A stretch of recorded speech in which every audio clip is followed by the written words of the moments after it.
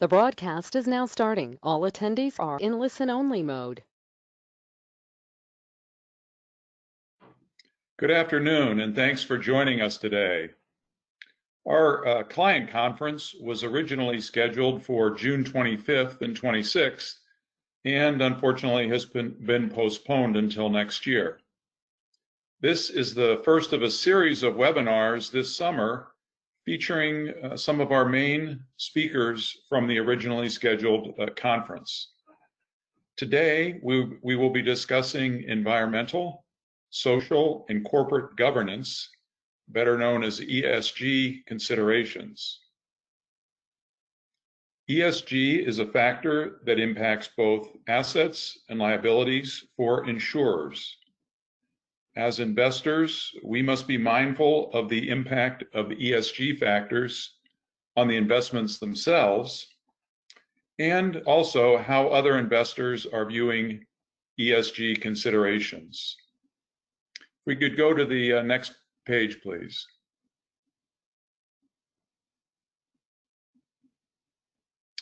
My name is John Schaefer, and I'll be the moderator today. Our featured speaker to discuss ESG investing in today's market is Heather Lang from Sustainalytics, a global leader in ESG research and ratings.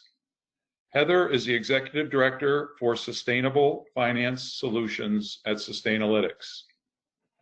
Next page, please. Couple of details before we begin. You are in listen-only mode. If you have a question, please use the toolbar and we'll periodically address your questions throughout this presentation. This is being recorded and will be posted on our website afterwards. With that, Heather, thanks for joining us today, and the floor is yours. Thanks, John, and yeah, really happy to be here presenting at the first summer series webinar. And as John mentioned, I'm here representing Sustainalytics, and I'll just take a couple moments to tell you a little bit about our company, since many of you may not be familiar with it. So as John mentioned, we're a leading global ESG research and ratings firm. Our clients include some of the world's largest institutional investors globally, as well as large banks and corporations. And we're very much pioneers in the ESG industry. We've been around for over 25 years, and in that sense, we've both been involved and also helped shape the industry from something that was quite niche when it got started to something that's very mainstream and fast growing. And I've been at the company for over 15 years, so I've been involved in that growth and have also had the opportunity to work here across the research, client relations, and most recently sustainable finance solutions side. So Sustainalytics' principal business is to support our investor clients in incorporating environmental, social, and governance insights into their investment decision-making process. And our ESG ratings, which we provide for over 10,000 companies globally, are a flagship product. And those are used by investors as key inputs that inform a variety of different investment strategies, from screening to portfolio analysis, stock picking to engagement. We'll talk about some of those strategies in a little while. We also offer index service support that help through which our ESG ratings are used by our clients to develop funds and indices that have an ESG focus. And through our partnership with Morningstar, who has been a large client and shareholder to date, and will soon be our new parent company, they've also been able to rate all funds, standard funds as well as ESG-focused funds, based on the performance of their underlying constituents. Now, corporates are a newer client segment for us, although we've obviously worked very closely with corporates for many, many years as part of our research process. And our expansion of corporates into our client base really speaks to emerging trends in the sustainable finance space, which we'll also get to in a little while. But just as a heads up, our sustainable finance team is really focused. The major focus is on reviewing green, social, and sustainability bond frameworks, as well as supporting other capital raising activity linked to ESG.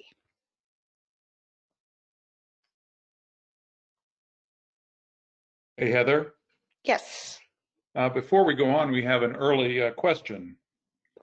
I noticed some insurance companies listed on your representative client list. How many of your clients or customers are insurance companies? Yeah, so I think we do work with a number of insurers. We work with probably around 50 globally right now, and among our largest insurers are a few from the large German insurers, including Allianz and Hanover,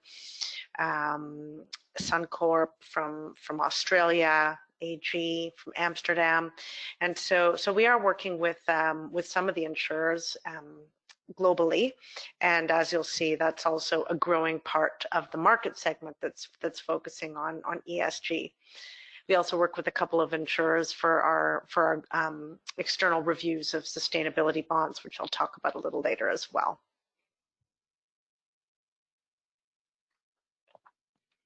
So just to provide an overview of the growth of this industry, ESG, as I mentioned, has a long history of uptake by equity investors, dating back several decades. But I think we've really seen the greatest amount of growth in the last 5 years or so.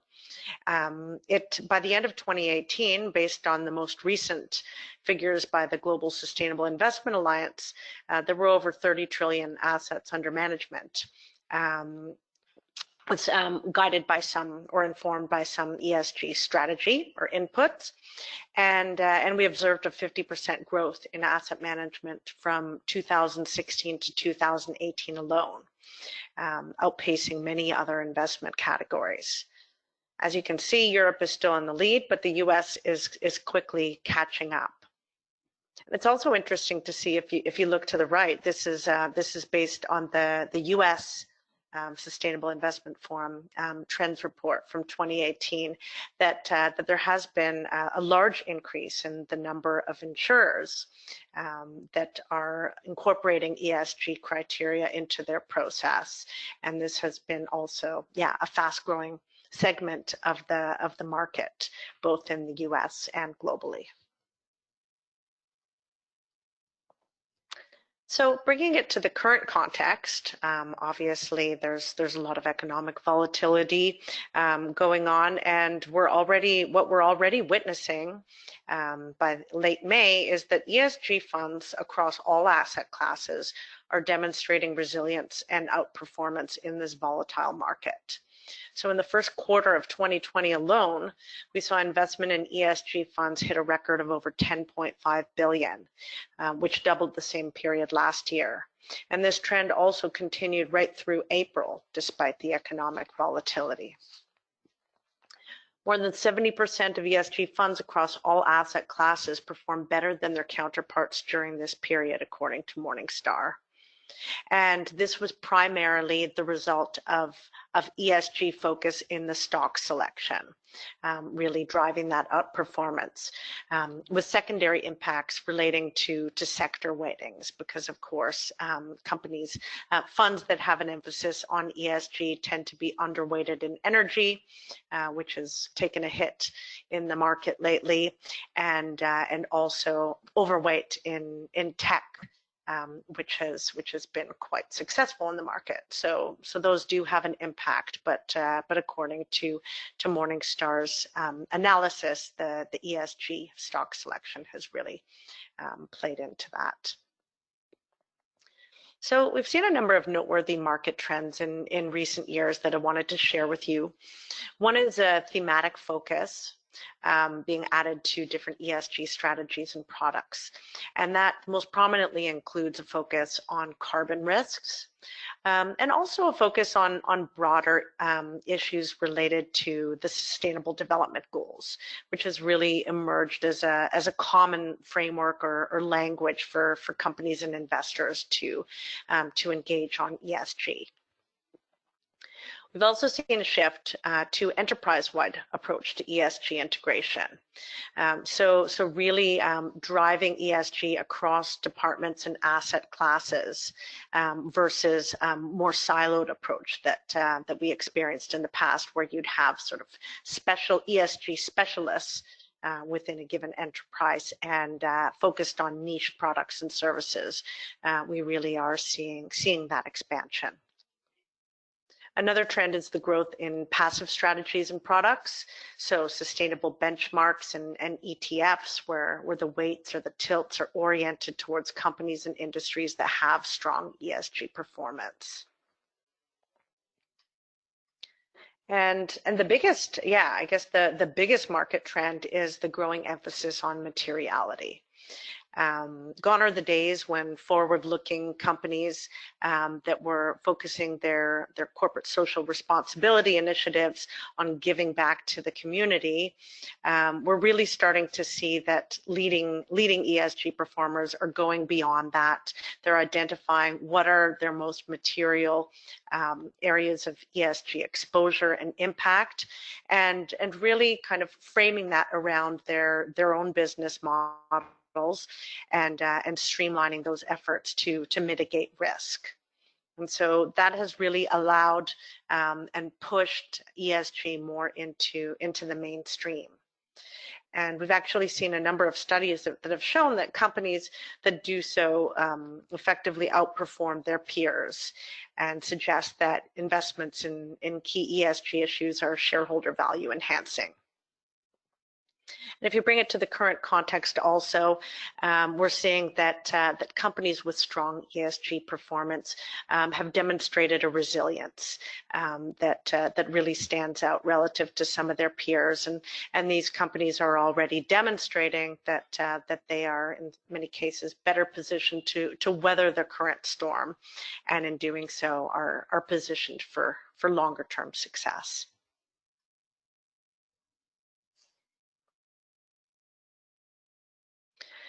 So in the current context, we're seeing that risk mitigation and improved returns are really among the primary drivers for investors, alongside customer demand, particularly from millennials. And so we may not have seen those issues topping the list in terms of investor reasons for focusing on ESG a number of years ago, and that really speaks to how the industry has evolved. And we're also seeing other related drivers that would include regulatory development, such as mandatory disclosure requirements on material ESG risks, a broadening definition of fiduciary responsibility. But all of that said, we still see values remaining a key driver for many investors, coupled with a resurgence in focus on impact in recent years, including from some of the largest global asset managers and asset owners who have really taken a leadership role in targeting climate change, resource scarcity, social inequality, and other social and environmental challenges that we face. So alongside the diversity of drivers, there's a diversity of different approaches that investors are taking when they pursue sustainable or responsible investment. And those really span the spectrum from avoiding exposure to more proactively targeting outcomes. The values-based approach is perhaps has the longest history, and that includes screening or excluding specific types of product involvement or activities, for example, like tobacco or controversial weapons.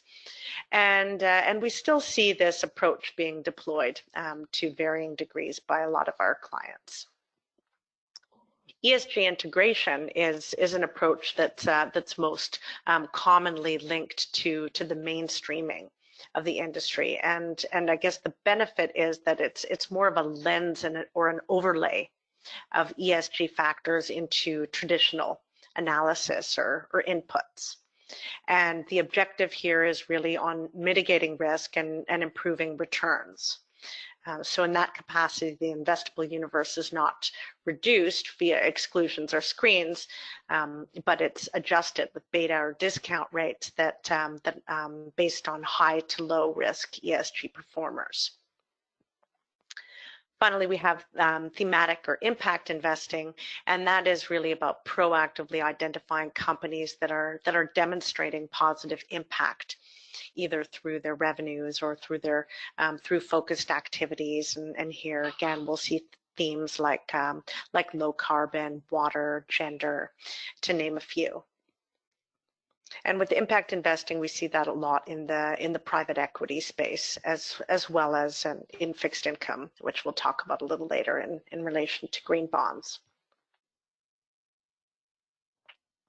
So Sustainalytics investor clients have been using our ratings and our advisory services for decades to inform their investment decisions. And it's worth noting that there's really no one size fits all, no single approach that fits all. What we're seeing is that our clients are really adapting their approach to align with the company's values, with its investment approach, with its organizational structure, and in many ways, maybe using multiple approaches at once, ranging from applying some exclusionary screens to broader ESG integration, or even to shareholder engagement and proxy voting. I'll pause and see if there's any questions, John. Yes, thank you. Actually, there was one that came in. Are any of the state insurance departments or AM Best currently requesting additional information or disclosures from insurers? I'm going to turn that one over to you, actually. I'll take that one. I'm glad to report that our insurance strategist, Pete Wurtela, recently did a project and reviewed the requirements from all 50 state departments, and reports that currently none of them are requesting or requiring such disclosures. But we expect that this will change at some point in the near future. AM Best evaluates ESG in their ratings process, but to be honest, it's kind of unclear how they factor that into their ratings at this point.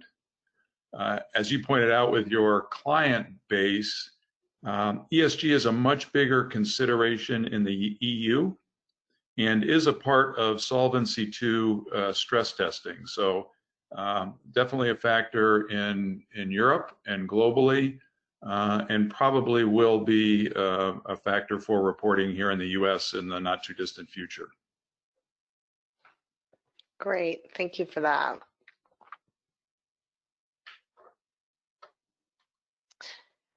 So I've talked a little bit about ESG ratings, and I want to dig into that a little bit more deeply, because ESG ratings are really a key input to investors' decision-making processes, and they really are becoming more broadly recognized as key measures even of a company's creditworthiness. So we are seeing even credit rating agencies starting to consider ESG factors as part of their approach, and many investors looking to ESG ratings when doing credit analysis.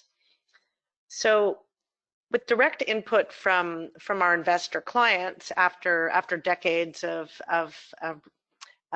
making ESG ratings available to them, we released a new flagship ESG risk rating that was really informed by messaging from our clients that they wanted our ratings to be most focused on the material ESG issues. And so the material ESG issues are essentially assigned at and weighted at the sub-industry level. We cover about 140 sub-industries in total, several, at least 4 or 5 in the insurance sector, and the issues are selected where the company is most exposed and has the most significant impact. Corporate governance is a foundational pillar that we consider to be material for all companies, and we compare across industries, but similar approach across industries, but we feature some geographic differences in the weightings. And our ESG risk rating has a two-dimensional approach that is designed to assess a company's level of unmanaged ESG risk. And so those dimensions are the exposure that it faces based on the sub-industry it operates in, and any company-related beta adjustments, and its management of that exposure. So when we talk about management, we're talking about policies, programs, targets, initiatives, etc. And the overall rating of unmanaged risk is based on that degree of exposure across 5 risk categories. So the lowest score being the highest at a negligible risk, and the highest score being the severe risk. So maybe just to paint a clearer picture of this, as you can see in this visual, exposure is the starting point. And so a company is assigned its level of exposure, again, based on that sub-industry and any company specifics. A good part of the exposure is considered to be manageable, but it's also recognized that for most companies, there will be a certain degree of risks that are just unmanageable, given that they're inherent to a company's business model. And a company's overall unmanaged risk score is the gap between the exposure that it faces and that which it's effectively managing. So you can think about it in the sense that the higher the exposure, the higher the level of management that we would expect to see from a company. So bringing it closer to home for you, I thought I'd just pull up an example from life and health insurers. As I mentioned, this is one of the sub-industries that we track for the insurance industry. We also track property and casualty insurance, diversified insurance, reinsurance. So you might expect to see some differences across those sub-industries. But here you can see that in the case of life and health insurers, you can see in the middle which issues are driving the company's scores. So there's six key ESG issues that are assigned, that are seen as being the areas where this sub-industry faces the most exposure and has the greatest degree of impact. And in terms of the weighting for this sub-industry, it's assigned most heavily to product governance and to data privacy and security. These might not have even been issues that were first or foremost on your mind in terms of ESG issues, but they are very much part of that approach, in that they are non-financial issues that have the potential to be quite material. So in the case of product governance, we'd be focusing on how well a company's managing responsibilities to its clients, with an emphasis on quality management systems, marketing practices, fair billing, etc. Or in the case of data privacy and security, the focus would be on data governance practices, how companies collect, use, manage, and protect data. And as you can see overall to the right, the sub-industry, the overall exposure for the sub-industry, so that's the x-axis, is overall kind of on the cusp of low to medium, if you see where the blue dots are collected on the scatter graph. And you can see that the management is overall weak to average. So there is an opportunity for, for more high performers in terms of management to really step in and mitigate that low to medium exposure, and in doing so to outperform their peers in terms of their ESG score.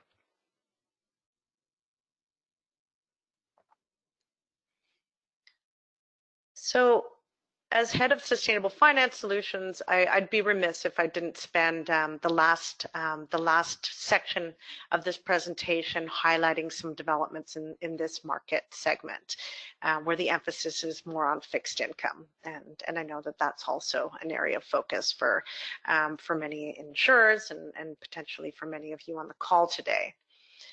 So we've seen how much acceleration we've experienced in ESG investing, more on the equity side, particularly over the last 5 years, but with a much longer history.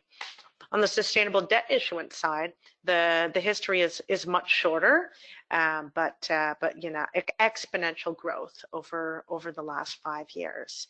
In fact, with issuance quadrupling in the past 4 years alone, and now accounting for $1 trillion industry in terms of cumulative volume. Key drivers are investor opportunities to access new pools of capital, to diversify an investor base, to leverage regulatory, to leverage governance incentives and subsidies, and to get ahead of the regulatory curve, and also, of course, to mitigate risks that are associated with environmental and social issues, climate change being a key driver. And green bonds are really as you can see on the graph, the teal colored bar for green bonds is really what's driven the market. And they've been very effective in diversifying investor base, and they tend to be multiple times oversubscribed, and also really issuers really can enjoy the reputational benefits associated with issuing a green bond. On the social and sustainability side, you can see that the contribution in terms of issuance is lower, but we have seen an interesting uptick in that in the last couple of months in the context of the pandemic, where we're actually seeing some sort of innovative, forward-looking issuers linking labeled sustainability or social bonds whose use of proceeds can help support some of the adverse impacts of COVID. Whether in direct ways by supporting the healthcare sector, or in more indirect ways by supporting vulnerable communities and society at large. Last thing I wanted to point out on this slide, if you look at the charcoal gray bar, is sustainability-linked loans, which we'll talk about in a minute, as really being the fastest growing part of the sustainable finance market in the last 2 years. So what are green, social, or sustainability bonds? I mean, they're essentially very similar to plain vanilla bonds, except the proceeds have to be earmarked or targeted towards eligible environmental or social activities or projects. So green bonds, as you saw, are counted for about 260 billion in issuance in 2019 alone. And we're seeing that a lot of the green bonds have been focused on renewable energy projects, on energy efficiency, green buildings, and green transportation. That really accounts for a large amount of the use of proceeds. But we're also seeing it start to diversify into other industries and other areas. Social bonds, as I mentioned, will focus more on supporting disadvantaged groups, supporting small to mid-sized enterprises in accessing capital, and sustainability bonds will include a bit of a hybrid, a combination of both social and environmental use of proceeds. If you look to the bottom right, you'll see that the issuers of green, social, or sustainability bonds have changed over the years. It was really sort of spearheaded in large part by development banks. We've had sovereign players, municipalities, etc. But in 2019, it's worth noting that about 45% of the total issuance came from corporates and from both financial and non-financial players. And we have seen some green bonds issued by leading global insurers such as QBE, Manulife, and Sun Life, to name a couple of examples. One other thing that I wanted to add is that green loans are another type of instrument with a focus on use of proceeds, where you could be accessing a loan from a lender, between a lender and a borrower that is earmarked to fund specific green use of proceeds.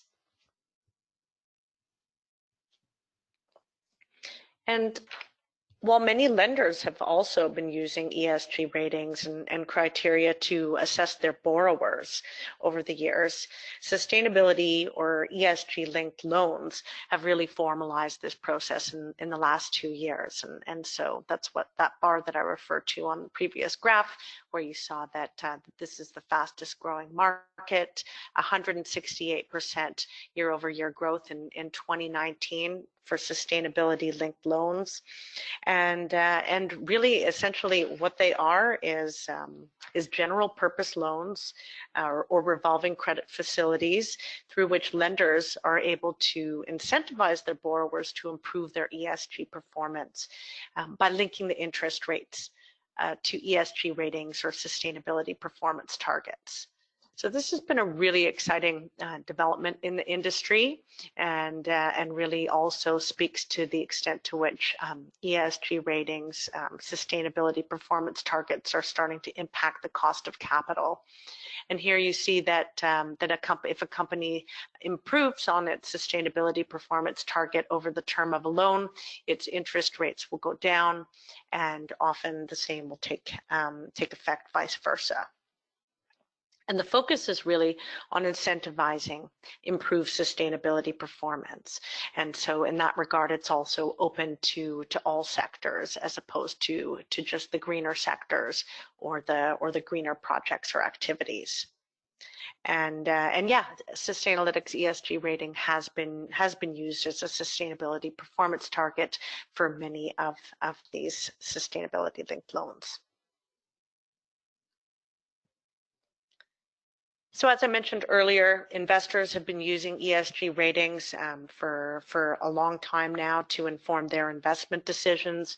But what we've just really experienced in the last couple of years alone, and what our Sustainable Finance Solutions team is focusing on here at Sustainalytics, is corporate use cases for ESG ratings. And what we've seen is that many companies are starting to proactively leverage their ESG ratings for capital raising activity in direct and indirect ways. And there's a variety of ways in which they're doing that. I just mentioned to you sustainability linked loans with the discount rate.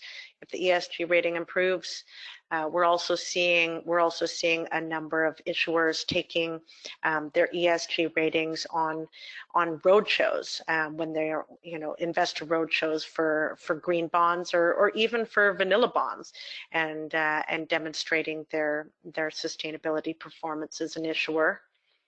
We're also seeing companies publishing their ESG ratings in investor materials and presentations. Other innovative use cases that are emerging include monitoring ESG risks in the supply chain through leveraging ESG ratings, or even in some cases linking executive compensation to ESG performance based on ESG ratings. And so on that basis, we're seeing a lot of companies coming to us and proactively requesting to leverage their ratings for these purposes, or if they're not rating, asking to be rated. And also we're starting to see ESG ratings entering the public domain more.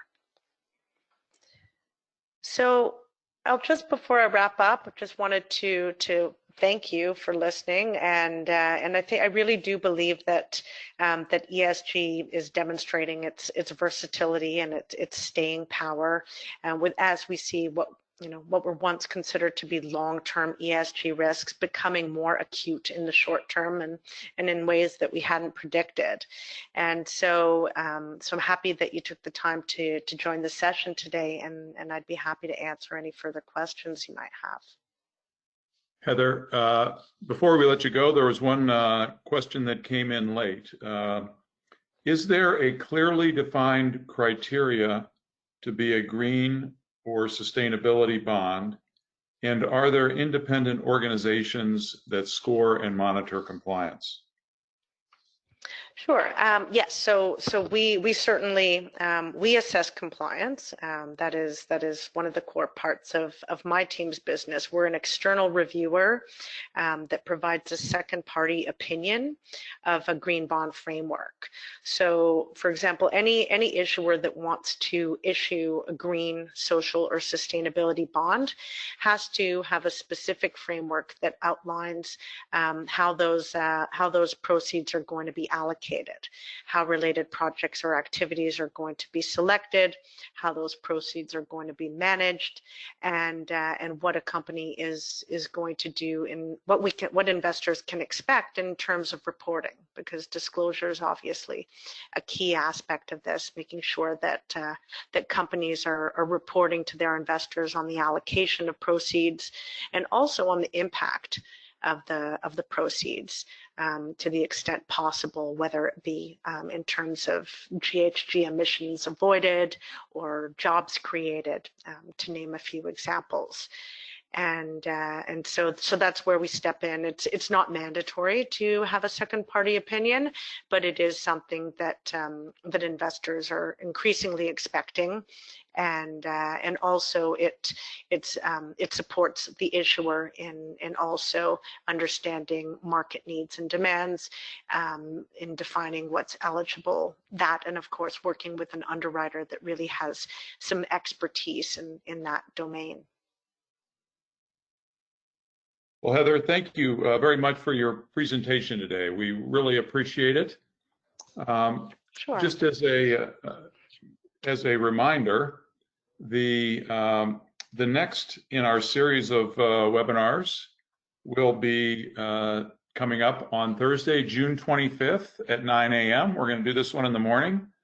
An economic overview presented by Chris Lowe, who many of you who have been at our past conferences know has done a great job at talking about the economy, and this is an especially critical time for that. So Chris is the chief economist for FHN Financial, and we invite you to join us then.